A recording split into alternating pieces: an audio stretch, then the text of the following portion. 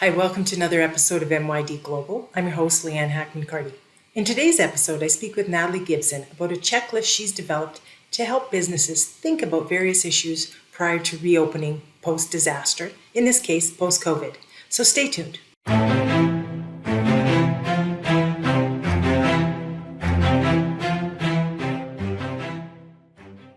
Hey, Natalie, good to see you today. How are you doing? I'm awesome. How are you doing? Good. So today, I just wanted to talk briefly about businesses and the challenges that they're having post-COVID. I know you've been talking to a number of communities about this issue. Just wanting to know what you're seeing and hearing these days. Well, that's a really good question. In my experience, businesses they're really struggling to know where to find information. Should they open up stage 1, 2, or 3? What they need to know and prepare for, because there's so many different sources for information, and the information is changing daily.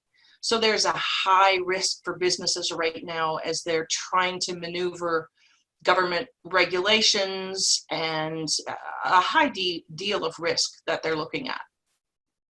And I don't think that's unique to Canadian communities. I think that's something that's across the board. Every business is looking at right now. I know one of the things you developed was a bit of a checklist for businesses. Can you just explain that? For sure. The first thing is to take a look at reopening your business and do a business assessment. Should you reopen? Can you reopen? Were you planning prior to COVID of retiring? Were you profitable? What were your risks associated with your supply chains before? Because the huge area we're finding gaps in right now is your supply chains for businesses have changed.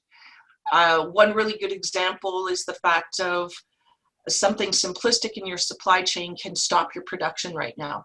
Robin Hood flour, everyone's staying at home baking, and Robin Hood flour ran out of bags. They're yellow printed bags that are ordered in advance. So something like that can shift your whole dynamic of your business, and individuals are finding out that it costs more to order things, or there's longer timelines. So because of this, I started developing a checklist to take a look at your operations, look at your financial considerations, your cash flow, how much line of credit do you have, look at your employee considerations. Will they come back to work? Some of the businesses are reporting individual employees don't want to come back to work, or they can't come back to work. The supplier consideration is the biggest one where we're finding the gaps. I know even the number of PPEs and the fact of where they come from and how many you can order at a time for minimum orders. Hairdressers, hair salons, medical clinics are discovering they don't have enough PPE for a week or two. And then, of course, customer considerations. What do you need to think about how your customers are shopping? More are shopping online, curbside pickup. But what about the other stores like retailers in clothing and ones where it's more difficult to shop online? So in the checklist that I created, there's 2 columns that look at, can you open? If so, here's the things you need to consider. And if you can't open, how do you close down your business properly? What are the questions you need to ask? Finance, insurance, being able to talk to your lawyer about how to close down the business properly, your landlord. And in some cases, you look at, well, maybe I can't reopen right now. How long should I wait? A month, 3 months? How long can I financially wait?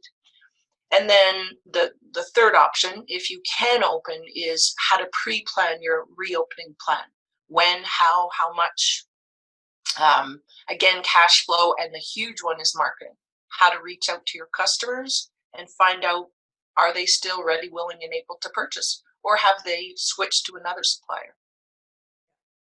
Yeah, and I think a lot of those questions, had a business done a business continuity plan in place prior to, they would have asked a lot of those questions. But now that, if they didn't do the work in advance, now they're having to ask those questions now and answer them. And some of those answers are not going to be nice for many businesses, unfortunately. But what about, a lot of government programs are targeted, that I've seen, are targeted to larger businesses, ones with large employee bases, bigger pockets, but the ones that really need the support and the ones that are going to fall away easily are those little mom and pop shops, like even the restaurants. I know, that's something you were looking at, is restaurants. What do you think the options are for restaurants? Oh, so first I'll respond to the first question in terms of government programs. So out of the 5 government programs, both provincial and federal, statistics we've gathered in southern Alberta by directly calling over 400 businesses, we discovered that 75 to 80% of the businesses did not qualify for the government programs. Now, these are owner-operators, they're home-based businesses, they are self-employed contractors who hire contract workers, so a lot in the construction industry, a lot of them in businesses where they employ dozens of individuals as contractors and not necessarily as just themselves as self-employed. So they are not qualifying for government programs or wage subsidies or anything of that nature. So that industry is hit very hard. The tourism, accommodation, restaurant industry, again, hit very, very hard. Butts in seats and filling a room in a restaurant and having your inventory turn over all the time is where they begin to become profitable. And when you only can have 50% occupancy in a restaurant and your frontline staff have to wear PPE and the chef and the cook in the kitchen have to wear PPE, your costs are going up and your profitability, because you can only operate at half, is a lot of businesses restaurants are looking at it going, I can't even afford to reopen. I can't afford with a line of credit to know how much inventory to buy or purchase, because not only are my costs going up, but I can't fill the restaurant. And will my customers come? That's the other burning question, is do people feel safe enough to go out and eat in especially the small mom and pop type restaurants? And in some cases, the answer is going to be no. So as we wrap up, what would you say if you could give a business one piece of advice right now that's watching this? What would that be? I would create a business continuity plan that had scenario A and scenario B. If you can answer that you should open now and you estimate you will be profitable in 3 months or 6 months' time, this is scenario A of how you would reopen. If it's scenario B and you only get 25% of your customers back or 50% of your customers back, what do you need to have in place to mitigate your risk? Is it having a conversation with your bank or your insurance company or your landlord to say, in an ideal situation, here's what I think I can operate at profitably, but if I get 3 months in and discover that I can't, then what's your exit strategy?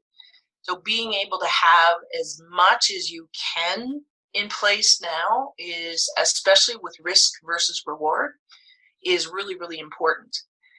And knowing that there is a time where the answer is no, you cannot open or reopen, or you can't withstand another wave of the pandemic, and maybe now is not the time to continue your business. Well, Natalie, thanks for taking a few minutes today to explain, what you're seeing and some resources that businesses can find valuable. And always a pleasure talking to you. Thanks so much, Leanne, and keep up the good work. Love your webinars each week and your My Global. So we'll talk soon. Okay, take care. Bye-bye.